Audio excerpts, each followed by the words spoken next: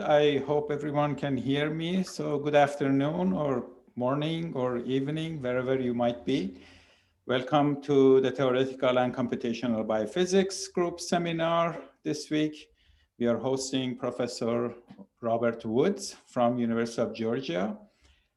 Before I introduce Dr. Woods, I would like to remind everyone to please turn off your microphones in the beginning of the seminar, and I encourage everyone to turn on your camera so we can have a more personal interaction with the speaker. So that's always nice to see who is listening.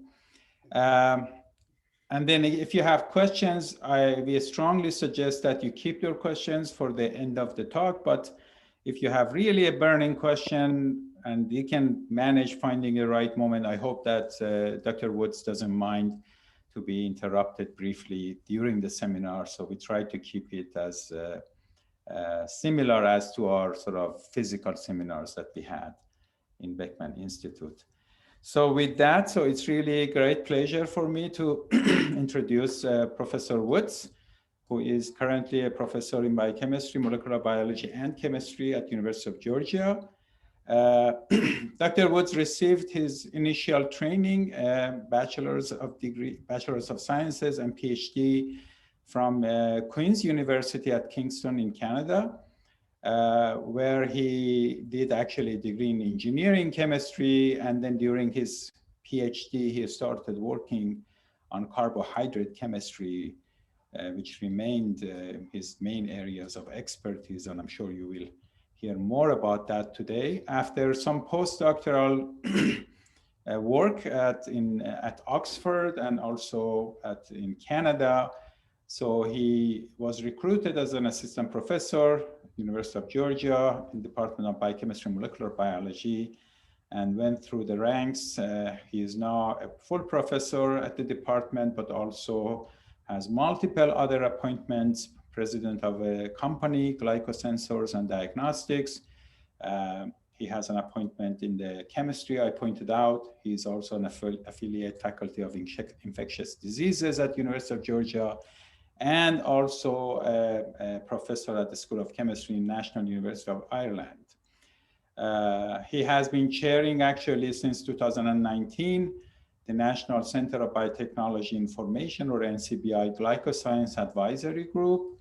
And he has been at the editorial boards of multiple journals, multiple key journals in glycobiology and carbohydrate chemistry and modeling. And then very well funded, including actually an R24 grant that our center is trying to sort of get, hopefully, next year, and a recent NSF grant to work on automating synthesis of rationally designed glycomaterials. A long list of publication. I don't want to take too much of his seminar time, but Professor Woods has been and very well known to many of us because of his expertise and long history of working in carbohydrate domains. So we know him mostly from his work in the modeling of these, up to this point, I would call them maybe second citizens of the molecular modeling world. They have not been paid much attention up to this point, but as we realize more and more, especially with the case of the virus simulation that we're going to see a little bit more from his talk. So carbohydrates are extremely important, and we have not been able to do a good job handling them until recently, I would say. So he has been very active in this domain. In his lab, he does both computation and NMR work, actually. So he knows both experimental and computational side, development of force field. And we even had some, our center has had some interaction and overlap with them toward the goal of visualizing some of these carbohydrates in VMD, or visualization code. So we have a lot in common and general areas of interest. It's very nice of you to accept our invitation, Robert, and to be here, and we look forward to your seminar. Imad, thank you for such a nice introduction and for inviting me. Yeah, we use VMD. Well, I think almost every image you're going to see was prepared with VMD. So wonderful. Yeah, I'm going to talk to you today about glycosylation in COVID-19. And I'm going to try and cover two topics. One is the impact of glycosylation of the protein surface antigen called the spike protein. And the other is the impact of glycosylation on the binding of the spike protein to the human receptor called ACE2. Now, they're both glycoproteins, so glycosylation affects both. And then I'm going to talk to you about some of our experimental work in this area. And the cover image, this is one from this past year of our work on ACE2, that's the human receptor shown in red, binding to the spike protein in gray, and all the mossy looking stuff, these are glycans. So we'll come back to that. In terms of the biology, and I think probably by now every scientist and even non-scientists are becoming virologists, because we've all heard the story again and again.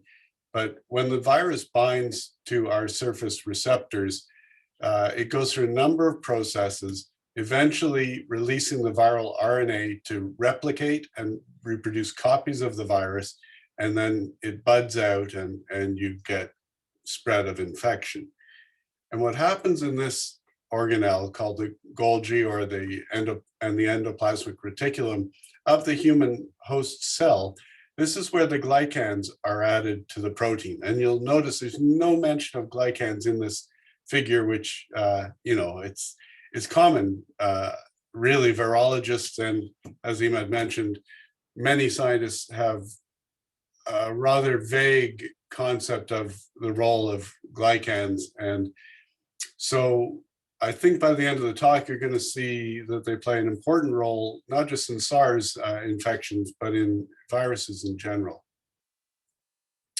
This is an electron cryo-EM structural model. And remember, cryo-EM, like any experimental technique, they're all models. Even crystal structures are models of the electron density. Well, this is a model fit to the EM density of the spike protein. That's the part on the outside of the virus that binds to the human host receptor. And it's a trimeric protein, which you can see in the light, medium, and dark gray. So it's a threefold symmetric protein, but that doesn't mean all of it moves symmetrically at all moments in time. And the three protomers, each one has a receptor domain, and they can be either in the up so-called conformation shown here, or the down conformation shown here. When it's in the up conformation, that's when it binds to the receptor. So there's dynamics associated with the binding as well as just structural interactions. But viruses use glycosylation frequently for many purposes.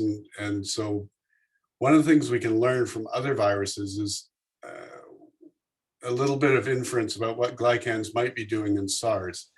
So they're not called spike proteins in influenza. They're called hemagglutinins, but they are essentially spike proteins. And they're threefold symmetric. There's a head group and a stalk region.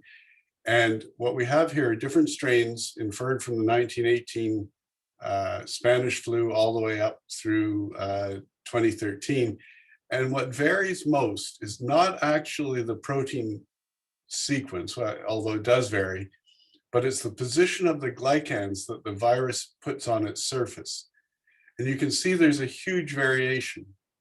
And when a virus puts a glycan on it, it essentially shields that part of its surface from recognition by the host immune system. So antibodies that would normally bind to the protein can't get at it because there's a glycan in the way. And so the virus can evade our host immune response simply by changing its glycosylation.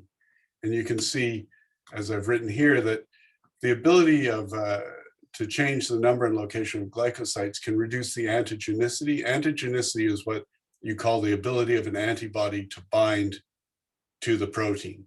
So the antigenic surface area is the protein surface area that can be bound by an antibody. And it can also, changes in glycosylation can affect virulence. So that's how infective it is, and also affect how protective a vaccine is. Because if a vaccine is made from this strain, it may not protect against a different strain that has different glycosylation, or it may protect less strongly, less effectively. The challenge for the community of computational structural biologists is how to model glycosylation. And it's not simply a question of how do you build a 3D structure. The tools exist for that, but really it's how to integrate the data that is known experimentally into a meaningful 3D structure. And the data that we're talking about is called glycomics data. So to give you an idea, again, we're sticking now in influenza. And here we have the Golgi, and it's putting glycans on. The glycans are assembled enzymatically and transferred enzymatically to the surface of the protein. After the protein is released, or as it passes through the Golgi, there are glycosidases and glycosyltransferases that will change the glycan. But because all these reactions are enzyme mediated, they don't go to completion. So when you ask a question, what glycan is on position glycosite 1?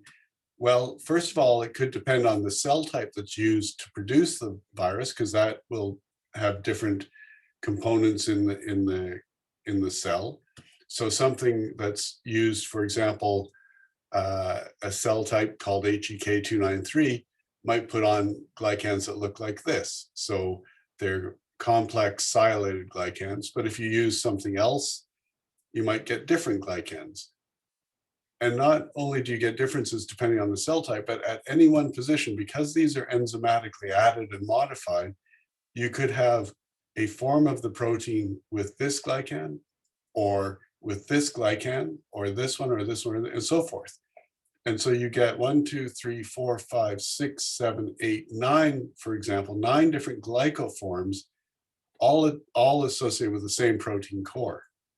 And if you have multiple glycosites, it would be 9 times 9 times 9. You get a huge combinatorial ensemble of glycoforms. So when somebody says, what does my glycoprotein look like? It's not a trivial question to answer, because you've got potentially a different glycan or mixture of glycans at each site. Showing that another way, here we have a protein sequence from this paper by Shea et al., where they report, for instance, at glycosite 27, it really just has this one glycan. But glycosite 104 has a mixture of these 4, and glycosite 293 has a mixture of these 5. So one of the things you'll note when you look at this, they're nice pictures, but they don't tell you much chemical information. For example, what are the linkages between these sugars? Are they so-called beta-1,4, beta-1,3, alpha-2,3, alpha-2,6? It's almost never reported. What is reported is that you get a mixture of these, and you might know the relative abundance of each one. Well, from a modeling perspective, this is not much use. What we need, of course, is to know the linkages. Now, biologically, we know what's most common in certain cell types, but you actually don't know often whether it's a 2,6 or a 2,3 on this end, or whether it's a beta-1,3 or beta-1,4. So we have to make some assumptions, because you cannot generate a 3D structure without knowing all the details. So usually what we will do is we will take this data and generate a 3D structure based on our expectations for the linkage. But even then, which of these glycans do you want to put on each site? Do you want to use the most abundant one as determined experimentally, or the most abundant in a given class of glycans, or perhaps it doesn't really matter? And this is one of the questions we wanted to look at right away. Does it actually matter? Because if you look at these, they're all sort of similar size. So in terms of the ability of the glycan to shield the protein surface, if you want to model that, do you actually need to know the experimental data first in terms of which glycans are present, or can you simply know that there's a glycan, there is a glycan at position 498, and then you can model it? Pick your favorite type of glycan of a reasonable size, and maybe that's good enough. So here's how the general process works. We would get a good structure of the protein. So in this case, we took the cryo-EM data and then fit a intact model through it. And then we picked the most abundant glycan from the experimental data, and we attach it. And it might look like this. But you know, when you look at this, you can see the individual monosaccharides. So you can see the purple diamond, which is sialic acid, or the red cone, which is fucose, and so forth. But from a glycobiology point of view, the ones that end in, say, glucnac, the blue squares, are different, say, than the ones that terminate in mannose, which are the green circles. They represent different stages of processing in the cell. So maybe it's more useful to show it like this, where we just color the glycan according to the type of glycan. So this is one that ends in a purple triangle, so the whole thing's purple diamond rather. And this is one that ends in a glucnac, so it's all blue, that kind of thing, right? You'd be surprised, or maybe not, but I review a lot of modeling papers where somebody will take a crystal structure and say, we modeled the glycans on the protein, and what they've done is all they have are the core glycans. All they've got are these two attached to the protein. They have none of the rest of it, because in the crystal structure, all you see is this, because the rest is either disordered or a heterogeneous mixture, right? So crystallographically, they only see this. And a lot of people think that because that's all that's in the crystal structure, that's actually what's there. But if you think about what's actually in the crystal structure, it's a mixture at this position. And the only part that's constant is this part. So that's why that's the only part they see. So we have to do something a little more sophisticated if we want to get at the whole structure. Now, of course, the challenge with that is it's a single static image. And structural biologists, more than anybody else, understand dynamics. And here's not a spike protein. This is a part of an antibody, and it's not our work. It's from somebody else. But the reason I show it is because they're doing molecular dynamics simulation. And what they're doing is showing that 4 different glycans that actually have exactly the same composition. They are the same glycan, but they show different degrees of motion and different shape preferences. You can see, for example, here, this arm is completely disordered, whereas here it's well ordered, and so forth. Well, this is because depending on where the glycan is on the protein, it may interact with the protein surface or with other glycans. And so you can't make assumptions about how mobile the glycan is. This one is not very mobile. You can see that because it's well resolved. This one's highly mobile. So molecular dynamics helps us to sort this out. Just as a review, and I really put this in more for, I suppose, biologists and biochemists who are not familiar with MD, but I like to remind people that it's really not voodoo. It's not magic. It's just implementing simple equations of motion. And although this may look like a complicated equation at first glance, in fact, everybody uses it every day. It just simply says, if you are at a certain position at time t, so now, and you're traveling at a certain velocity for a certain amount of time, perhaps with some acceleration, you will end up at a new position. And it's the same for your GPS in the car that uses it to predict how long it'll take you to drive to from Chicago to Detroit, as it is for calculating the motion of an atom. You need position, velocity, and acceleration. But you can also rewrite this in a very simple way and say, well, if you have 2 positions, one now, and if you know where you were, then you just need an acceleration. And this is convenient because you've eliminated the need to know the velocity. You just need 2 positions and an atomic acceleration. But of course, atomic acceleration doesn't sound like a particularly obvious concept, but there's another equation we have all memorized and never used, unlike the first one, which we use all the time, but didn't memorize. This one, F equals ma, right? Everybody's memorized it, never used it. But there's an important relationship that we also memorized: work equals force times distance. And so you can reorder that and say force equals work divided by distance. And so force can be explained as mass times acceleration, or energy divided by position. And so that means you can calculate the accelerations you need in order to predict atomic motion if you know the relationship between the energy and the position of atoms. And of course we do.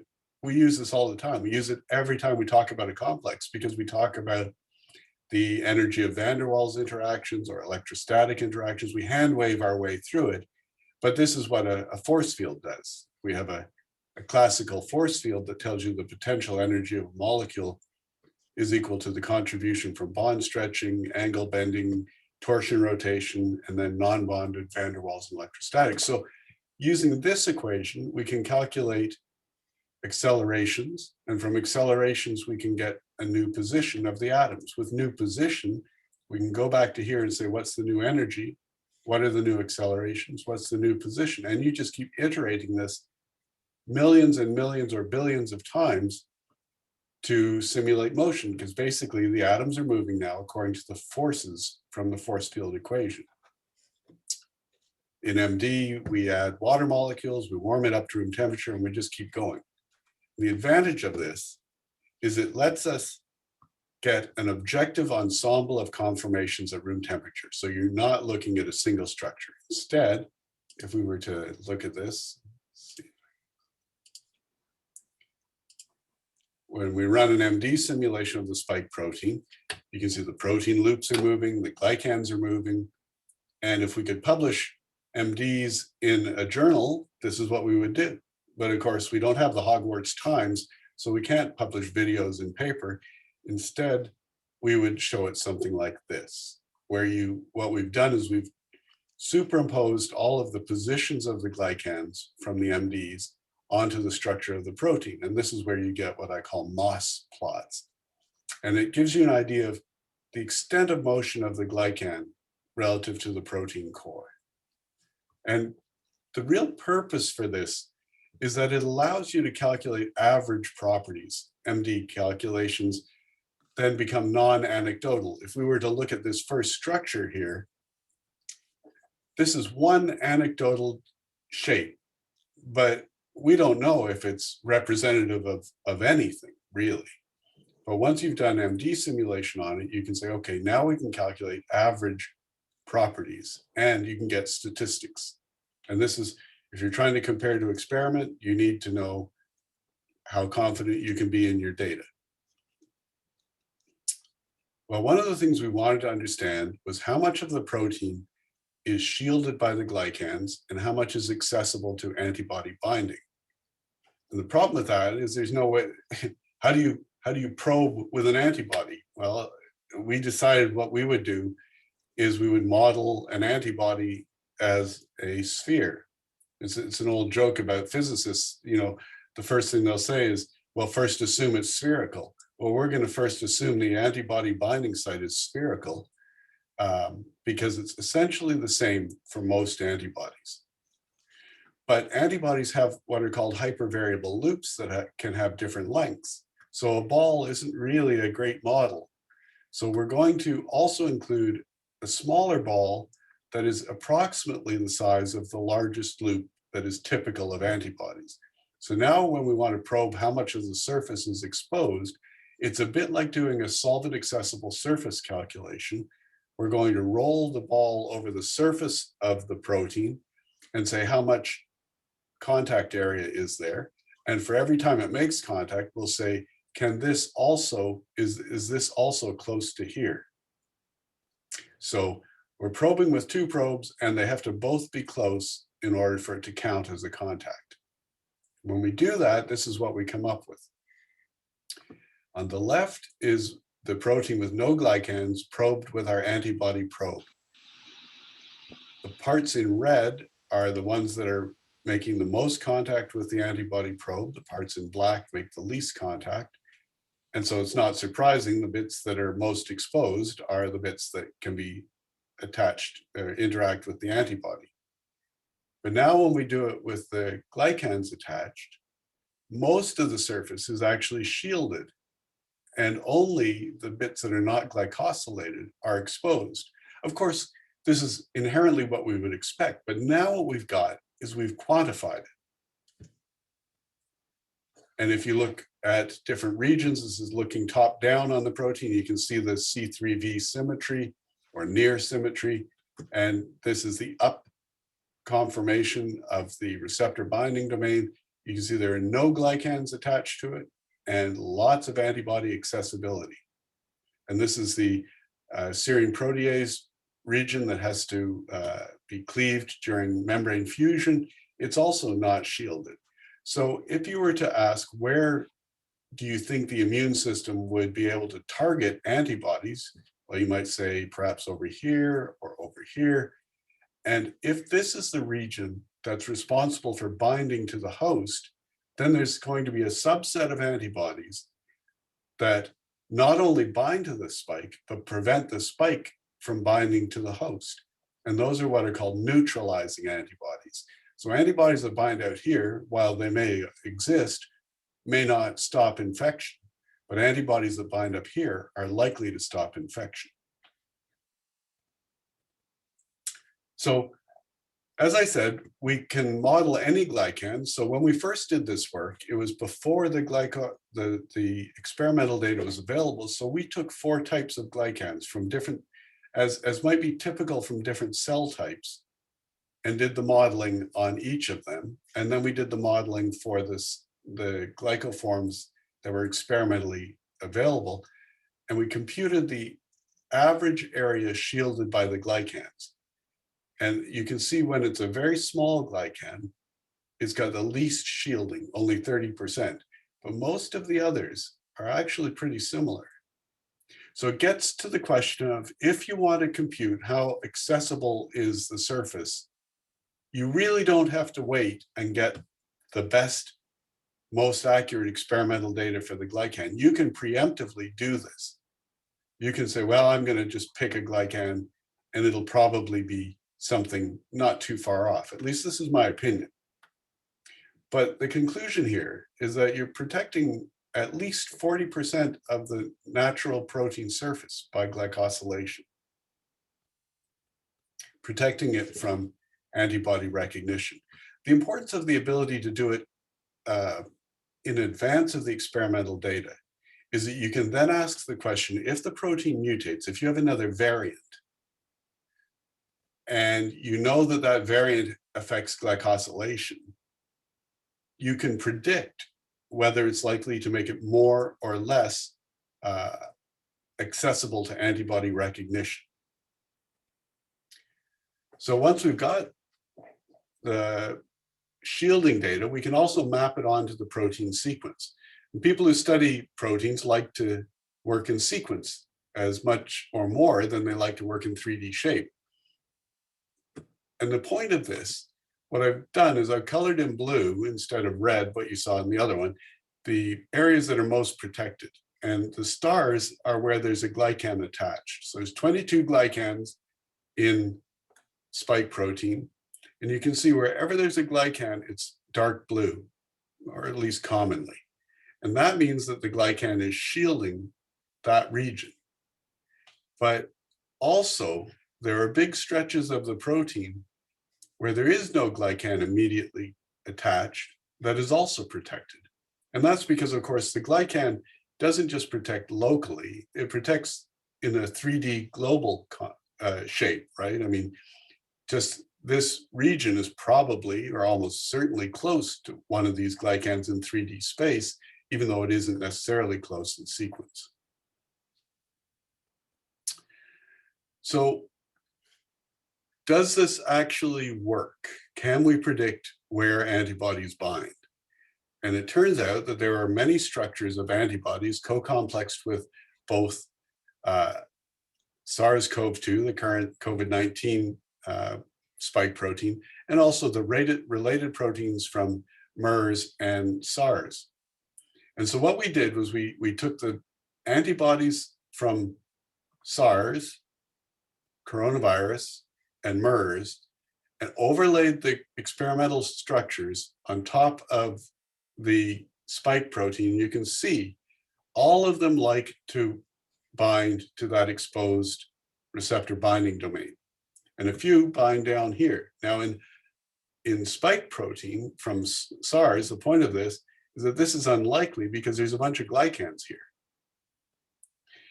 The other thing to keep in mind is that the only antibodies that people study that they go to the trouble of crystallizing are the ones that are neutralizing. There are hundreds of antibodies that bind to these systems, but many of them do not neutralize the virus. They bind at some other epitope. And therefore, it's not worth the experimental effort to produce that antibody and purify it and study it if it isn't neutralizing the virus. So this data set is very much biased. It is only reporting neutralizing antibodies. So the fact that there are none reported down here doesn't mean that they don't exist. It just means they aren't neutralizing and weren't worthy of study. To quantify that, what we did here was we said, all right, let's look at the contacts made by antibodies that bind to coronavirus. And in green, you can see for our spike protein from COVID-19, the green are the residues that are shielded by the antibodies. The red is our exposure data, and then the red basically is the antibody, the epitopes that we say are exposed. So we say it's exposed, and then lo and behold, there are antibodies that bind. And so this is just a way to correlate the fact that the computational data says all of these are exposed. And if we look at different strains of coronaviruses, yes, these are regions where antibodies want to bind. Whereas here we say they're not exposed and no antibody contacts are made, that sort of thing. So coming back to this idea of predictive glycosylation, I believe we can now predict the impact of glycosylation on where antibodies bind and how strong, how large an area they cover. And this means we can predict the impact of adding or removing a glycosite. And this has implications for many things, including infectivity, virulence, and vaccine efficacy. Now, I want to talk to you about something else that happens biologically. I stole this slide from a site created by Quintin Lau. And what it shows is some protein antigen, this red box, coming into a cell, into an antigen-presenting cell, where it gets digested. It gets put on what's called major histocompatibility complex 2. And the peptides from this pathogen are expressed on the surface, and then we raise antibodies based on recognizing this. And that's shown a little bit here. The peptide that's derived from chewing up the virus is presented in the complex. We then have T cells that recognize this and create antibodies. Okay, well, this is called the adaptive immune response because it's our system is adapting to the pathogen. The challenge here is that this red peptide may have a glycan attached because it's a glycoprotein that's getting digested and presented. But if there's a glycan attached here, it's possible that the glycan will prevent the peptide from fitting in the complex or prevent the T cell from recognizing the peptide. In either of those cases, glycosylation is going to make it difficult for your immune system to generate antibodies. So we wanted to look in our sequence again at where the glycans occur with regard to these peptides, because this peptide presentation, it is not all peptides from the pathogenic protein that can be presented. only certain ones will fit into the MHC complex. And there's lots of different MHC complexes, MHC receptors, but nevertheless, you know that the peptides have to have certain motifs in order to be presented, and you can predict that.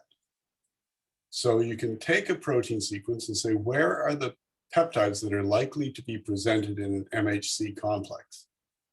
And those are the ones that I've colored or boxed in black. So each of these black boxes is a peptide that could be presented in the MHC complex.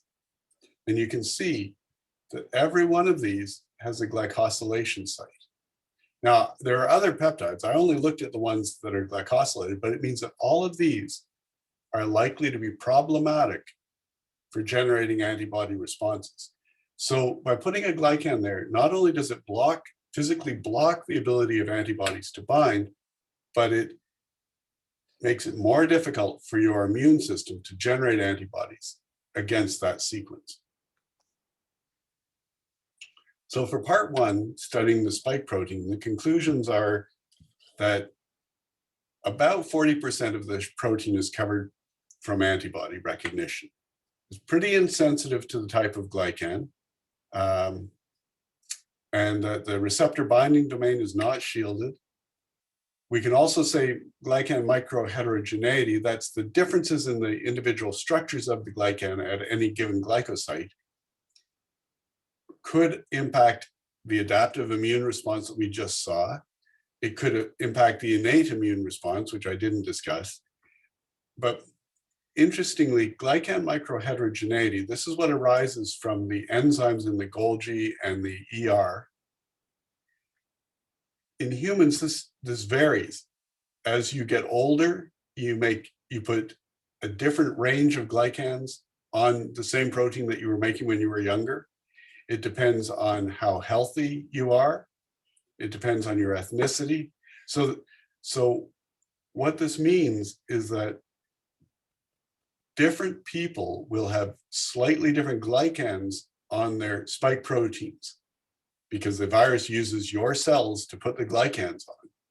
And so different people will have different sensitivity to the virus. And this, I think, is partly what's underlying some of the things we're seeing now about different demographics of people getting sicker or not as sick as others.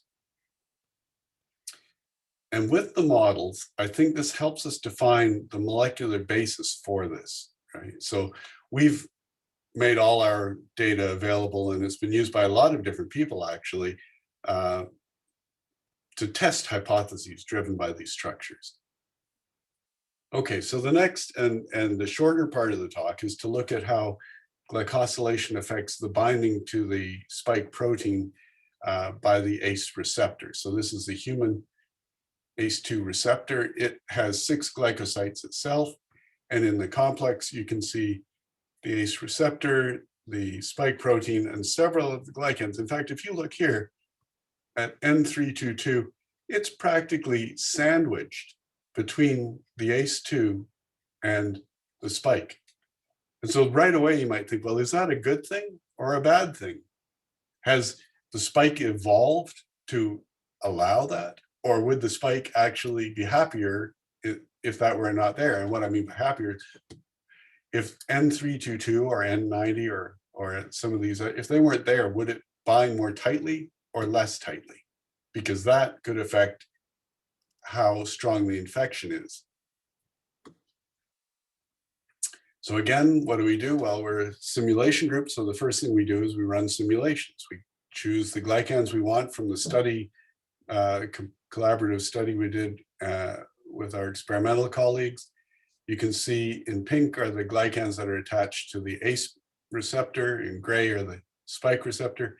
And in the middle, you can see several that have contacts. In fact, some of them you have sugar glycan contacts, so sugar contacts, and some of them you have sugar protein contacts. This is seen in a static image here. Again, here's this buried one. And glycan at asparagine 546 interacts with another glycan on spike. So there's a sugar-sugar interaction, sugar-protein, sugar-protein. And you can see these in closer here. So we believe that these glycans attached to ACE, if you were to remove them, you should affect the affinity of the interaction. Now, I don't know offhand whether it'll be increased or decreased. My gut feeling is that if you remove this one, it's probably going to make a stronger interaction. But it doesn't necessarily have to be that way, right? If the spike protein has evolved to expect there to be a sugar there, then removing the sugar may be a bad thing. So we decided to check this experimentally. We got a colleague of ours to express the spike protein and another colleague to express the ACE2 protein. And we do what's called biolayer interferometry. So we measured the binding of these two and we treated them. First of all, we treated them with an enzyme that chops off the sugars, so-called endo-F. And if we remove all of the sugars from the ACE protein, that's what we see here. The KD from the wild type drops from 2.2 to 0.6, which means it got tighter, almost 4 times tighter, removing this one. If we, well, not just removing that one, removing all of the glycans from ACE. If, on the other hand, we remove all of the glycans from spike, interestingly enough, the binding got weaker. It got weaker from 2.3 to 7.8. So sometimes removing the glycans made it tighter, sometimes removing the glycans made it weaker. So can we explain this structurally? Well, certainly the tightness we can explain because, you know, there's potentially a collision here then. The other thing we did was we said, well, let's be a bit more specific. We went back to our experimental colleague and said, can you express this in a form where there's no glycan at N322? So we don't treat it enzymatically now. We've just mutated the asparagine to a serine, so there cannot be a glycan there. And in fact, if we do that, it binds more tightly. If we remove this glycan and only this glycan, it also binds a little more tightly relative to the wild type. And this one has almost no impact. So the majority is coming from this, the majority of the disfavorable binding. Well, that all seems to make structural sense, which is, you know, from a structural biologist, structural biochemist perspective, that's very satisfying. But why, when you deglycosylate spike, does it get worse? And so now I'm going to refer to a paper by Lee et al., where they looked at all of these are mutations that remove glycosylation in the spike protein. So anytime you change an asparagine to anything else, you cannot have an N-glycan there. So here are several mutants that actually have been observed experimentally in viral isolates. So sometimes this glycan is absent in reality, and sometimes this one is absent in reality. So these are naturally occurring variants. Then they measured how tightly antibodies bind to these different variants. And what they found, interestingly enough, is that the glycan at 149, if you remove it, binding gets tighter. If you remove N165, binding gets tighter. And so also for these ones. Well, if we look at those, N149 is here. If we remove it, well, it's one of these ones. It does shield the protein. N709 shields the protein, see all the blue. N165 shields the protein.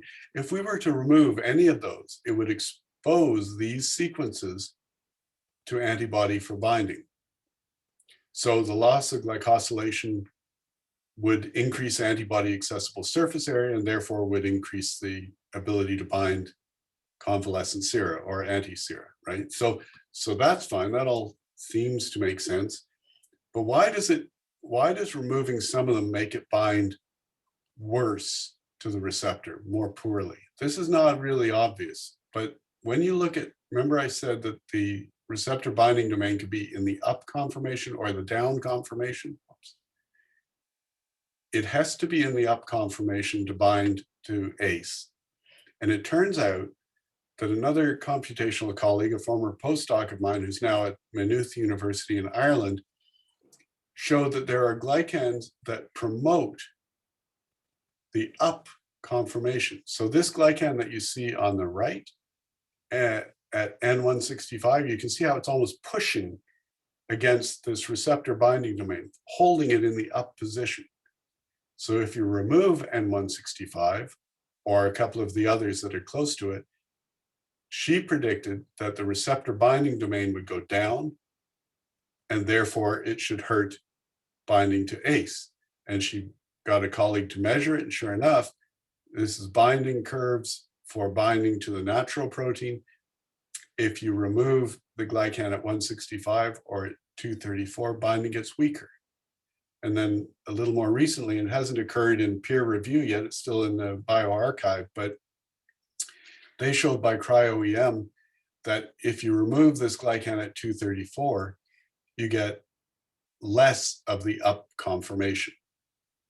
So what we've seen now is that these glycans, 234, for example, especially, when you remove it, it changes the shape of the receptor binding domain. And now antibodies that used to bind to the receptor binding domain can't bind there anymore. Okay, so to wrap things up in summary, what have we learned? Well, glycan microheterogeneity, the diversity of glycans at any given site, it varies between individuals and depends on factors that correlate or at least might relate to the variations we see among individuals in their susceptibility to viruses, not just Spike, but not just COVID. The modeling, I think, provides a way to offer a molecular understanding for the impact of glycosylation variations. And what did we learn? Well, changes in glycosylation can certainly change vaccine efficacy. If you have a variant that inserts a glycan, then it's going to be a variant against which current vaccines are not very effective. If you have glycans that are in regions of the protein that would otherwise be presented in MHC complexes, then you can hurt that.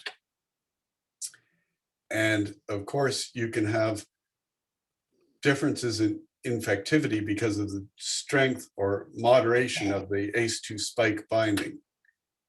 In fact, this paper by Chu et al. Summed it up this way: when they made a pseudovirus, the entry was significantly more efficient in cells transfected with these knockouts. So they've removed these glycans and the virus was able to enter the cell more effectively. So to summarize, to acknowledge the people who did the work, while I made coffee and wrote grants, these guys did much of the work.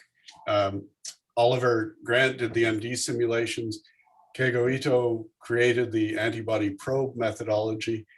Dave looked at lots of sequences for glycosylation analysis.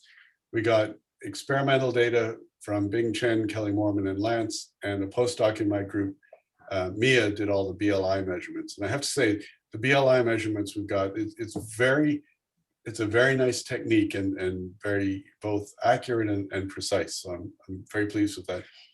And as I mentioned, if you are interested in any of the data, it's all available here. So with that, I am done. Okay, thank you very much, Robert. This was really nice and didactic. I learned a lot. I mean, it really changed my perspective and how I would view glycans. Let me actually run by you my take. I mean, if I understand correctly, so glycans and carbohydrates are mostly important as structural elements that might interfere or facilitate protein-protein recognition, like in the case of antigen antibodies. And the variability of these glycans, depending on the cell type that they are sort of producing, and et cetera, sort of tells me that the core function of the protein is not largely affected. Is that correct? If Yeah. your kinetic rate and your substrate selectivity and things of that sort usually are not affected by glycosylation. Is that correct? Well, I'm not sure you can generalize like that based on this talk. There are lots and lots of protein-glycan interactions where the glycan is critical for signaling, for binding. If we look at, for instance, well, there's lots of diseases where there are specific glycan protein interactions that are associated with the disease, inflammation, for example. And then there are normal processes, cell development, that have very specific carbohydrate protein interactions. But at least in terms of the immunology, then what I've talked about here, the glycan is serving more of a structural role. Right. I didn't talk about the innate immune response, which is when you get exposed to a pathogen, you have proteins that are lectins, human lectins, that bind to the glycans on the surface of the pathogen as the first form of defense. So that's, again, a glycan protein specific interaction.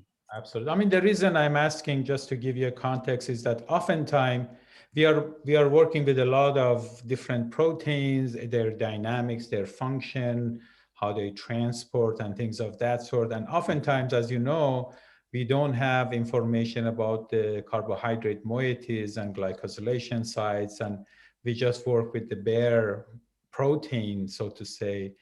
And I was hoping that maybe the core function of the protein is not largely affected in these simulations and in these modeling projects that we have, and that was why. But so you're telling me that there are cases in well, I think it's safer just to include a representative glycan. I see. And there's an argument you can use. I'll show you one specific glycan that you can always put on, and then say you put a glycan on, and it is this one right here, MAN9. Okay, I see. Because in the creation of a glycoprotein, the first glycan that is put on is this one. Oh, okay. And it is put on uniformly on all of the glycosites. So you can call that the nascent glycoprotein. Right. So beyond that, sure, there could be an infinite multitude of variations, but at least you put a reasonable one on to start with. Interesting. Very nice. Thank you very much for the tip. Question. Thanks. Beautiful figures, by the way. Very nice figures. Okay. If I can ask. Taras, go ahead. Very nice talk. Thank you very much. Very educational for those of us who don't know much. And I have a question regarding similar, basically general question to follow up on the mods. If M9 is added to the all possible glycosylation sites in the lifetime of a protein, and of course it's a very general question, would that change? Or how, what is the turnover? Would some glycosylation actually, is it common to change? Yeah, so we've done a few studies on this. What causes the glycan to change is exposure to enzymes. Enzymes that, for instance, this is mannose, and so you have mannosidases that trim it down to a core like this, and then you have transferases that add on these other pieces, right? But if the glycan is in a cleft, then the enzyme may not be able to physically get in to modify it. If it's on a convex surface, then it's fully exposed and an enzyme can get at it. So what we found is you can predict whether a glycan will be this or whether it'll be processed based on whether the enzyme can take it into the active site without the enzyme colliding with the underlying protein. So there are cases where it is all kinetic, right? The slower, it takes a finite amount of time to go through the Golgi and the ER. Mhm. Once it's out, then there are endogenous enzymes that will also tend to degrade it. So if you give something long enough exposure to enzymes, it will eventually act on them, right? Mhm. But within a constrained time limit, you can say there are certain cases where this will always stay like this. It won't be processed because it just can't be attacked. So then the summary for us, right? And I think that's what Ahmad was asking. Basically, it's a good idea to start switching and actually making sure that we are close to realistic, as close as we can, even with transmembrane proteins and everything. Like my lab studies RTKs and all of that. So it would be good to have glycosylation edit, it seems. Yeah, there, people in the field who study this, we're always looking for examples where the glycan matters. And of course, we're not interested in cases where it doesn't matter. I mean, we do treat lipids in a way similarly, Taras. So we just put the lipids to provide the natural context for these proteins. So we should start doing the same thing for glycans. So are there, I'm sure you have devised tools that sort of allow semi-automated glycosylation of proteins. Right. Are there tools that allow us, actually novices, to do this easily? Okay. Yeah, on our website, glycam.org, and it's glycam because it's glycans in amber. That's why it's M, not N, right? I see.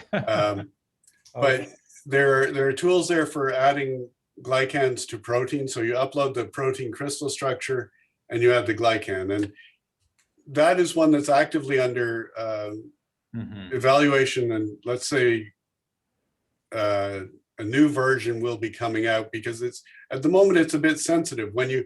If there's a bunch of junk in the PDB file that you upload, it can break it, right? Because PDB files have all kinds of stuff in them. So you have to do some pre-processing to clean it up. I see. The other thing is when you first add the glycan, the computer doesn't know what's a good position to put it on. We assume that the asparagine side chain is fully extended, right? And mostly that's okay, but occasionally you'll find that you add two glycans and they're close together and they're bumping. And energy minimization may not fix that and you can have problems. So you have to look at it, but yes, we have tools and they are getting better.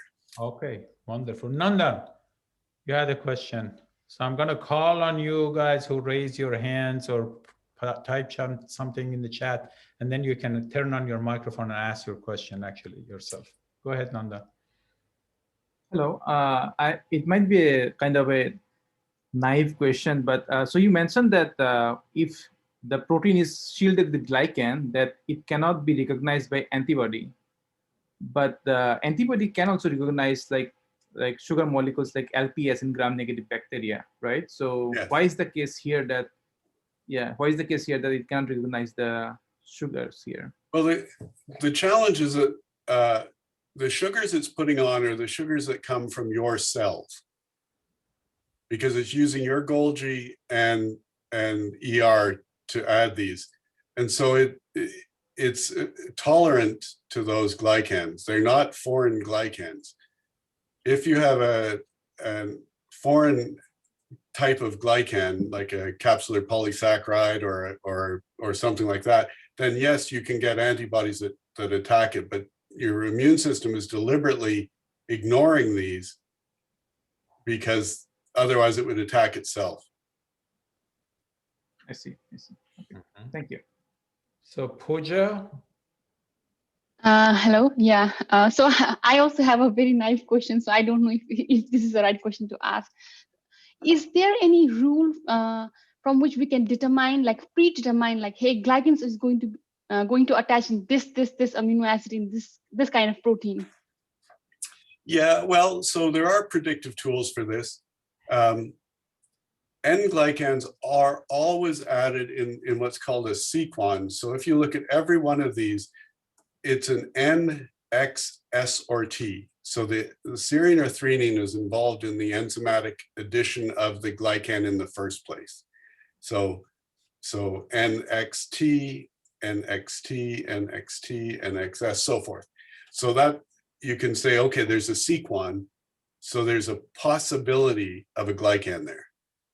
What our tool does for the glycoprotein builder is it evaluates the accessibility of that site and ranks them in terms of highly accessible, which means there's no reason there wouldn't be a glycan there, to ones that are very low accessibility, which means there's probably no chance of having a glycan there. So it's not really an artificial intelligence prediction or anything like that. It's just a structure-based accessibility prediction. Thank you. Sure. So YM, you raise your hand. YM Cheng. You are mute if you are speaking. Sorry, I made a mistake. I have no questions. Okay. Well, put your hand down.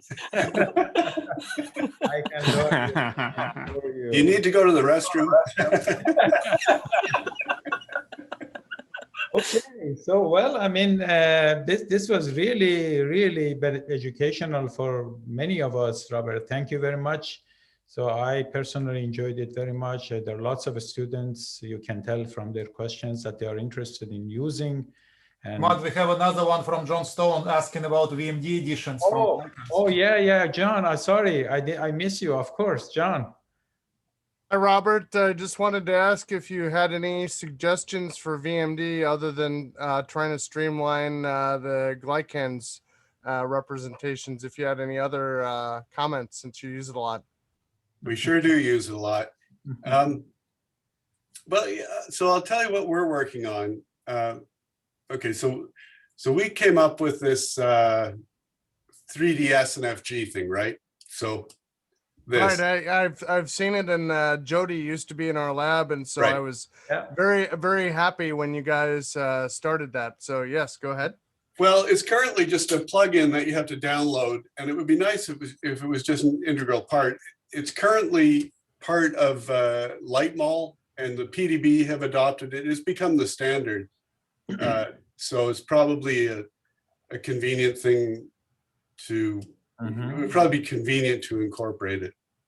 Yeah, and in fact, when you guys started writing it, and when you wrote the original paper, I had talked to Jody at least, and I think, you know, what I would want is to put it into the C++ code like you suggest, but I have to, you know, starting sort of by deciphering what was done is kind of the hard way of doing it. How did you give any guidance to the people that put it into the other codes, or they just ransacked your script and figured it out for themselves, or how Yeah, they just figured it out.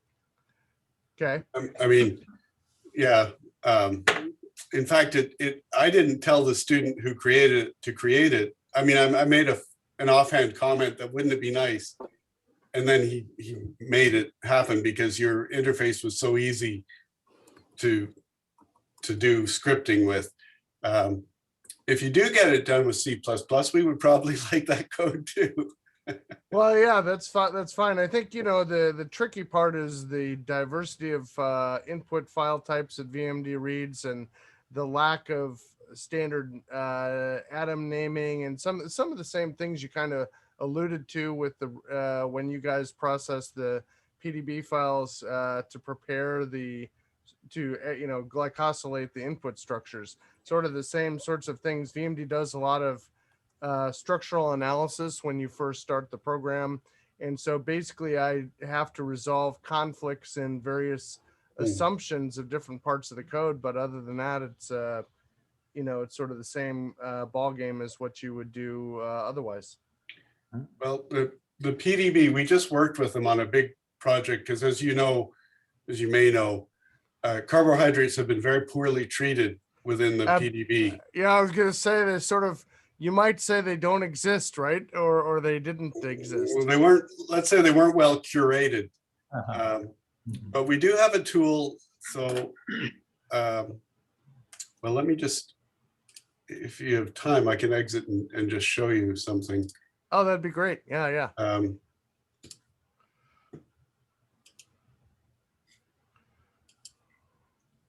we have a development site, so dev.glycam.org, and that's where the fun but not necessarily stable stuff is. Mhm. And there's search the PDB. This is a very powerful tool. There's also a glycoprotein version of a glycoprotein builder here as well.